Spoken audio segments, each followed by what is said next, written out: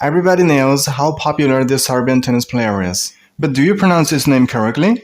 Don't worry, I'm gonna give you the full pronunciation breakdown here. Okay, so let's get started.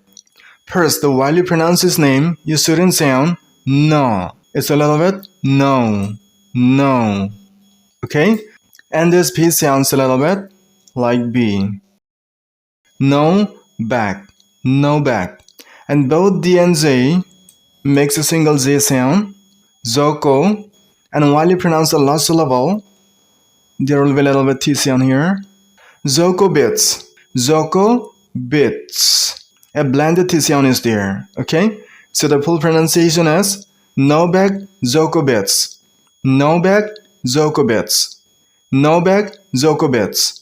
That's it. Hope you enjoyed the pronunciation. And if you found the video a little bit helpful in improving your pronunciation, then hit a like. And if you want more this kind of pronunciation tutorial videos, then subscribe to the channel right now. So see you soon in the next video with another helpful pronunciation tutorial. Till then, thank you. Bye bye.